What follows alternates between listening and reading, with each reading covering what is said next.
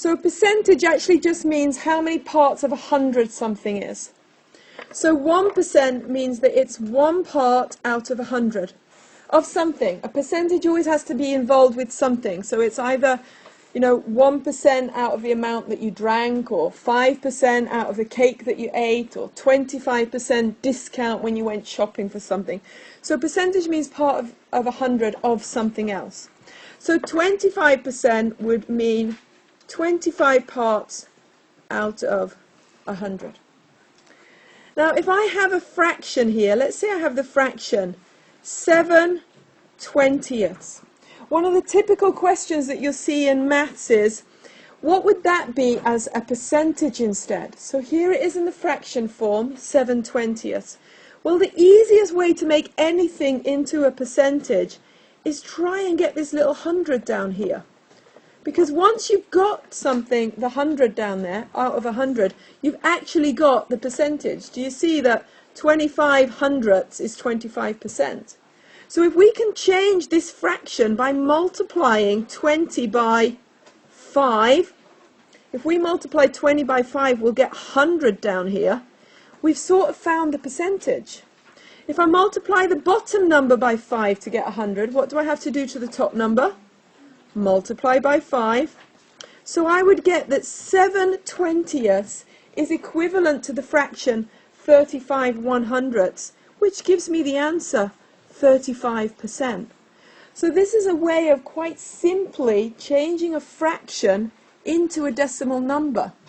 The old way that I taught you how to do was divide 7 by 20, then convert to the decimal, and then move the decimal point 2 places to the right.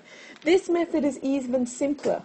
So if you have super nice numbers down here, like let's say we have 8/25, and I'd like to change that into a percentage, I would be able to multiply 25 by 4 to get 100. So I do the same thing up here, multiply 8 by 4 to give me 32. So that equals 32%. So this method can be very useful for changing a fraction with a nice number down here that allows you to get to a factor 100 quite easily into a percentage. What do I do then?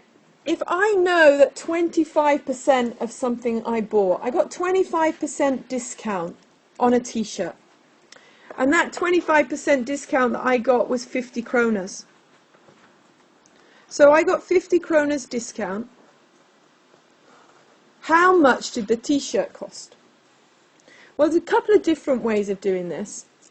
One of the ways is to think that, well, 25% is the same as a quarter.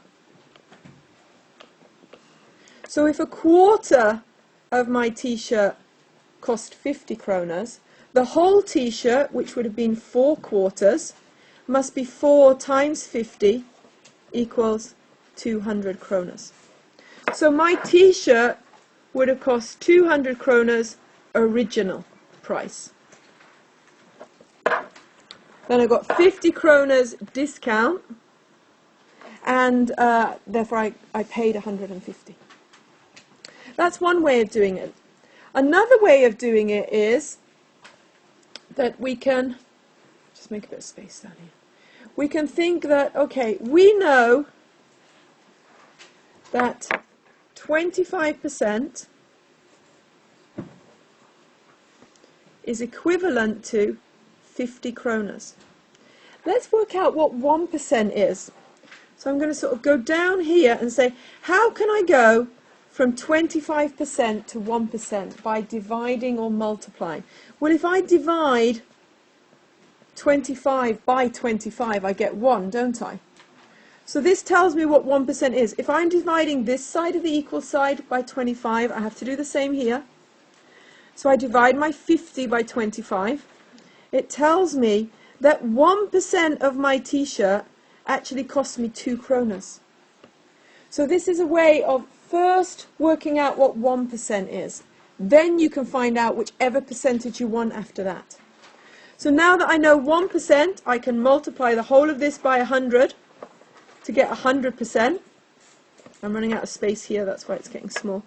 So if I multiply that side by 100, I multiply this side by 100. So 100% of my t-shirt would cost me 200 kronas. 2 times 100. So that's two different methods for working out the percentage of something. Okay, so